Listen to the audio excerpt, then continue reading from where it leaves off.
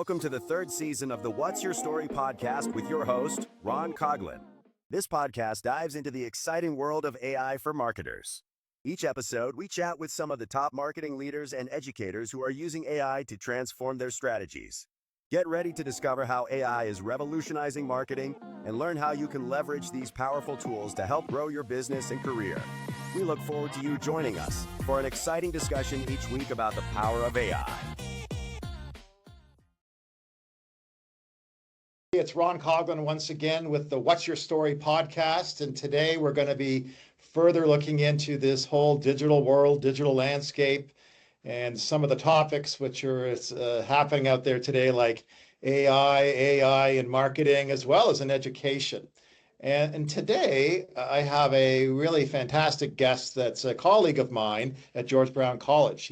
He teaches in the business school and mostly just teaches digital marketing, and he's been coming up with some really great innovative ways to introduce AI as a tool in the classroom. He's also had some challenges with that, as I have as well. So welcome, Danny Smith. Welcome to the What's Your Story podcast. How are you today? I'm good. Thanks for having me. Yeah, so could you maybe just tell us a little bit about who you are, how you got to becoming a professor at George Brown College, and what you're kind of focused on in your learning practice that you're doing there at the college? Okay. So it all started with me being a Mountain Dew dude. So that was my first marketing job at Sales and Merchandising Group a long time ago. So I'd drive around in a vehicle that was wrapped in all Mountain Dew stickers and decals and all that kind of stuff. And I'd drive around Ottawa giving out Mountain Dew for the summer. And that sort of got me really interested in marketing. And I moved to Toronto after that. And I worked at a series of promotional marketing agencies. And so I've always been on agency side of the business. And I jumped around between a few different shops. And I actually went out to Newfoundland to work for around 5 years as well, but more so in advertising. And then I came back, returned into promotional marketing, and did a little bit of advertising as well. And about 10 years ago, I made the shift from agency world into education. And I've always worked at George Brown. And I started in the Marcom offices at George Brown. And for example, I was a marketing manager for the chef school and for the construction school. And then I moved into managing e-learning and teaching innovation, then IT, then student affairs, where I learned about universal design for learning. And that has directed my practice for sure. And at that point, I sort of ripped the Band-Aid off and said, okay, no more projects, and went into teaching part-time and then secured a full-time position around 5 years ago. Very good. Yeah, I just became full-time about a year, just under a year ago, I guess. It's a great college to be at. So why don't you tell me a little bit about, you've been investigating this whole topic of AI and you're teaching it in the classroom today. Maybe tell me what you think, how this is changing our landscape as marketers and how marketers are using it and adapting to it. And maybe you can give us just a brief perspective of that to start us off here today. Sure. Well, we know that brands and agencies are using AI. I've spoken with a number of people in the industry, and they're using it in a variety of ways to manage people, to manage processes, and to create content. So they're already using it.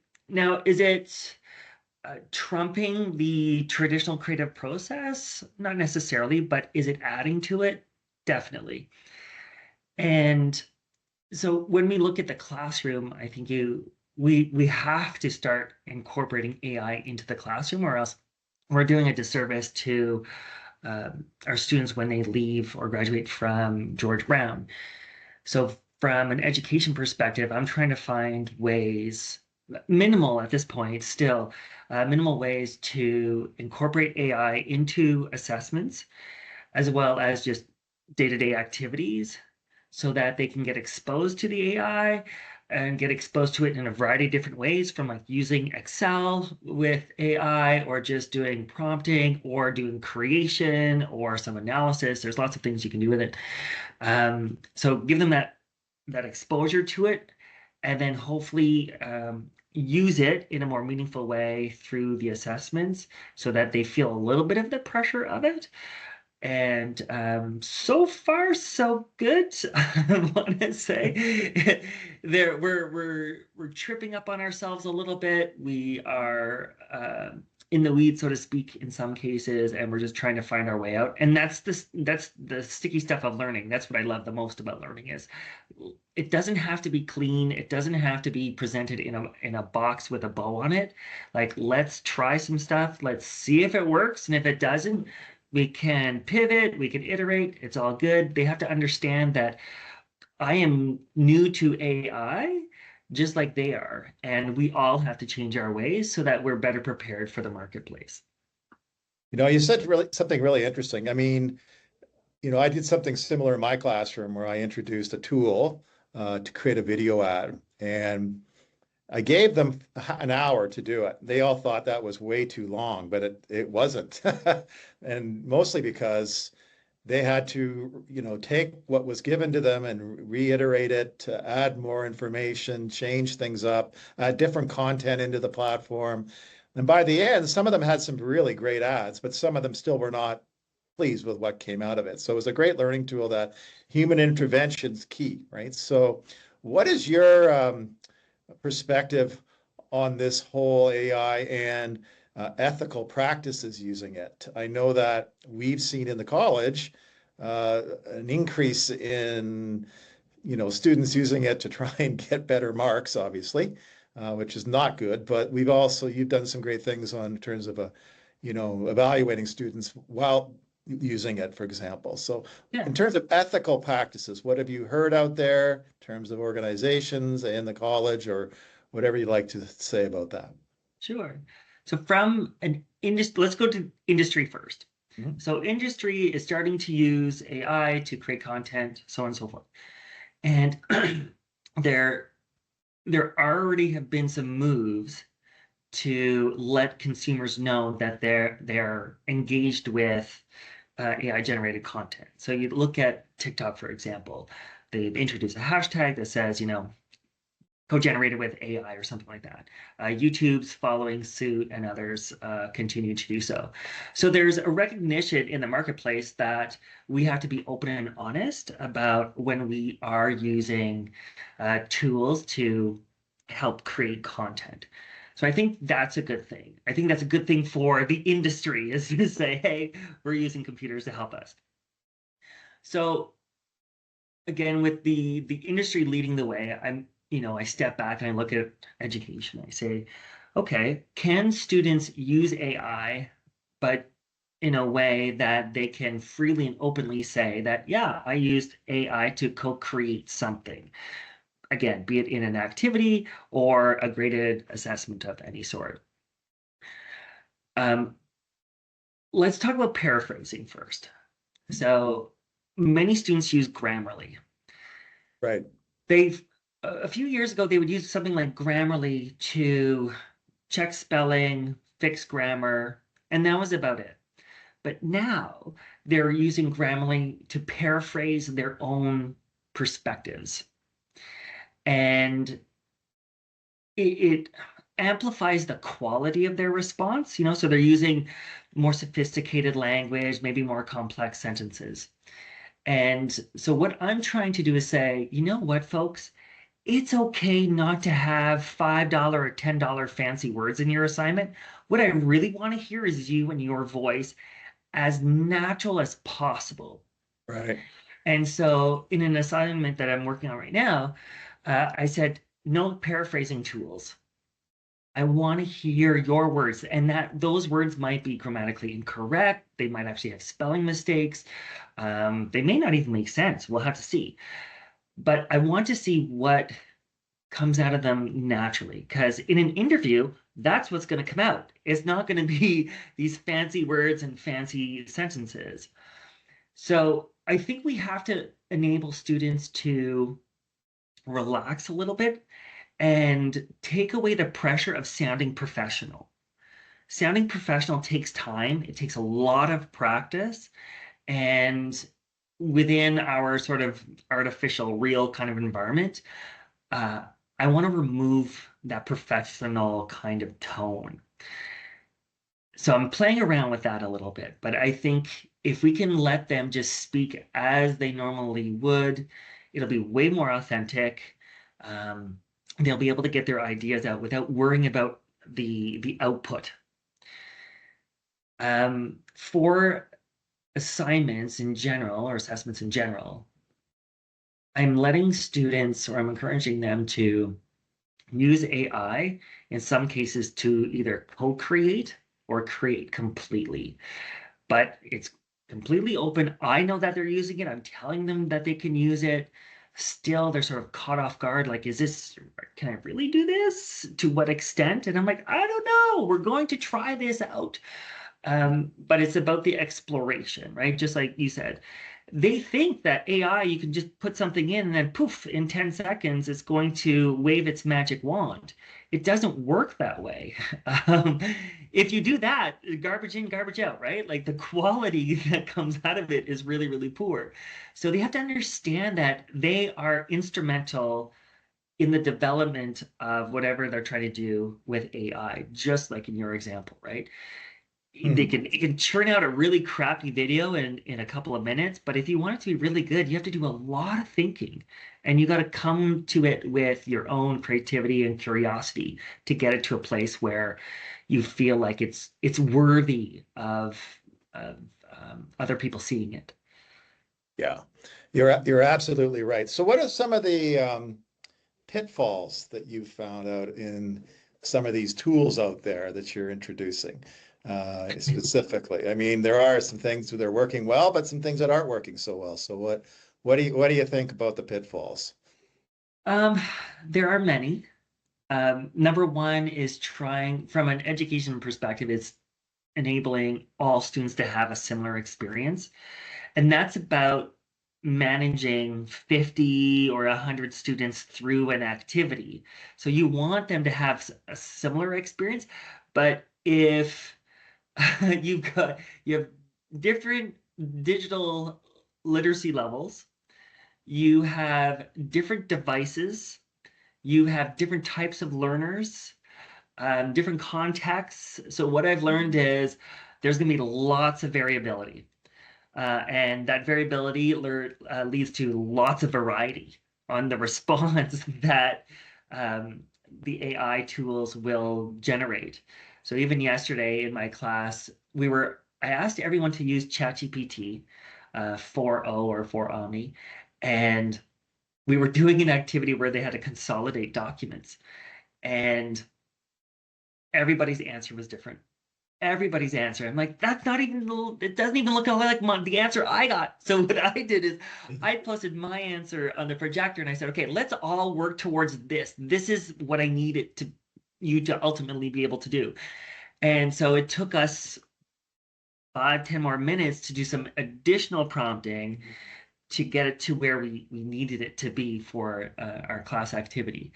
So I think one of the biggest pitfalls from an education standpoint is everybody's results can generate variety. They also generate um, uh, different levels of content. So I might ask it for a perspective. So I might use Copilot. I use Copilot the most probably. And I say, okay, give me a perspective on an industry best practice. I might receive 4 bullets where somebody might receive 20 paragraphs. And so again, we're just trying to like sort all of that out. So the length of the response, I think, is a pitfall for us to sort of worry about. I think the pitfall that most students have, like I mentioned, is it's magic. It is pretty amazing, right? Like you can play around with it and you're like, whoa, I didn't know I could do that. But it doesn't let you off the hook. Yeah. And I think too many students are saying, well, this is the response it gave, fantastic. I'm just going to submit that or share that information. I'm like, you have to take a pause and you have to really look at it and think critically about the information. What information did it give you? From whose perspective? What biases are in it? Um, all of these kind of things. So I think that's probably the biggest pitfall for us. And I think the last one would be that industry isn't using it. Mm. And, there, I think that's a disservice Why do you think to, that is? I think I think students and probably some faculty too believe that it's not catching on. Okay. Like the creative process is so special and unique, and it cannot be replicated. I'll tell you, last week I submitted a project brief into 4.0, and I asked it to write a creative brief with a specific template in mind, uh, that's reflective of the project brief, and it did it within a minute. And it included a campaign idea. It included an insight that it was okay, not great. Yeah. But the thing is that we already know that this technology exists, and there's other tools that are specific for creative briefs, that I think do a relatively easy job. The challenge is do you ask a tool to create the creative brief and then you try to improve it? I think that's really hard, because I'm going to look at their creative idea or their appeals or whatever they're using, their insight, and I have to make those better. I would rather just start with a blank page myself and then work towards my responses for the document. So like sort of there's this catch 22. I want to be able to move more quickly, Yeah. but I still need to add value. And we have to figure out how we're going to reconcile those things. So how do we use AI to make us move faster, respond quicker, get rid of some of the non-value kind of work, but then leave us just the nuggets where we can really lean in. And that's going to take some time. That's, I think, is going to take all of us time, and the industry as well, to try to sort out that balance. Yeah, you're right. It is the Wild West right now. There's a lot of things being tested and tried. If you were to, like, you're teaching at the college level, young, bright students, I think you teach postgrad students, I believe, Yep. and diploma students. Yep. Um, what kind of advice would you give leaders out there, CPG brands or retail brands or even agencies in preparing their people to use AI? What kind of external training is there, do you know of, or certifications or whatever that you've heard of? If I were already in the industry and I was looking to upgrade some of my skills or in AI and just start dabbling and exploring a little bit, I'd do a few things. Number one, I would open up whatever free account I can find, play with a couple tools, and just see what happens. Like run some queries on ChatGPT or Copilot. Everybody has access to Copilot through Bing.com. You don't need to sign up or anything. Well, you don't have to sign up now on ChatGPT either. Um, ask it some silly questions. How fast does my car move? What should I cook for supper tonight? I have, green pepper in my fridge and some chicken. Take a picture of something and ask it to read it on your behalf, so that you know what's going on. So just play. Like before we get to using these things as tools, you have to just play with it and have some joy and fun and maybe hopefully actually some frustration with it. And once you get comfortable sort of exploring that, and do it with your kids, do it with your family, do it with your friends, put it on your phone, then I would probably move to something like looking up courses through Google. Google has lots of free training on AI. So does Microsoft. And you could even look at, industry providers like Hootsuite or SEMrush. Many of them have already started pumping out some industry AI courses. LinkedIn Learning, another amazing resource. They have a wonderful intro course, actually, a wonderful intro course to AI. It takes about 3 hours. Um, So, take as many of those that you can. If there's a specific discipline that you want to investigate, do free search for free courses for AI in social media or for, um, fill in the blank. Yeah. And then try it. Go try it Yeah. again and have a very specific application in mind, right? Because you want to sort of get your head into how would my suppliers, um, my agents, my agencies, my consultants, other areas of the business use AI. And just play around with it. Ask it to create some content for a social media post. Ask it to define all of the steps in a project and to identify them by stakeholder. If you're running a campaign, what's the media agency going to do? What's the advertising agency going to do? The online agency going to do? So on and so forth, and just play with it that way. I think that's definitely where I would start because that's what I do with students too. It's the same kind of approach.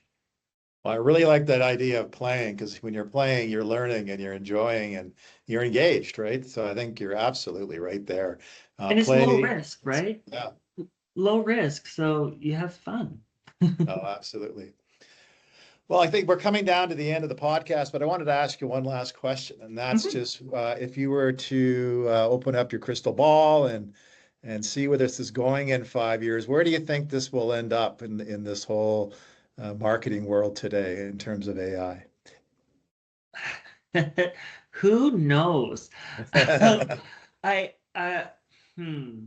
There's a couple things that have been on my mind, I guess.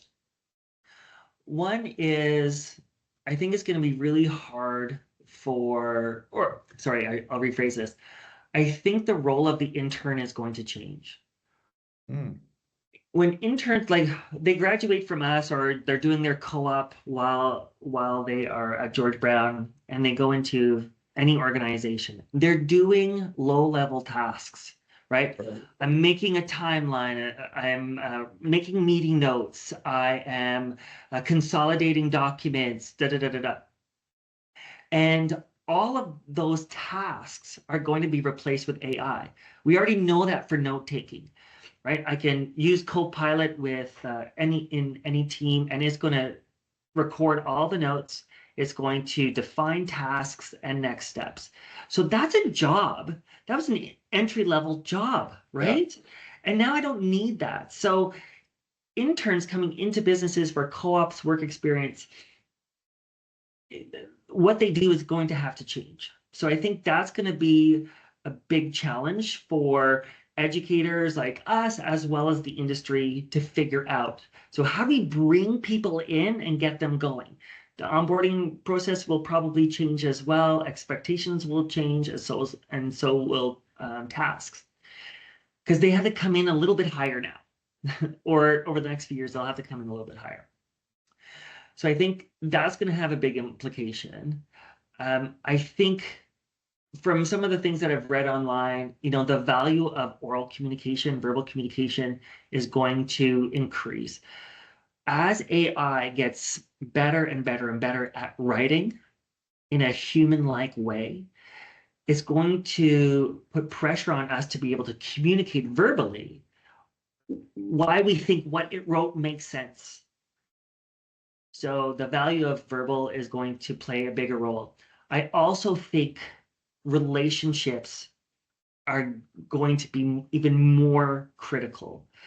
When we live in a world where my email is going to be generated by AI and I'm going to send it to you, and then your AI is going to email my AI, and then our AIs are going to have conversations.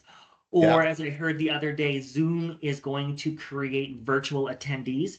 So I'm just going to send my avatar to my Zoom meeting, and it's going to then um, record and distill the notes to my needs. So I don't even have to go to the meeting anymore.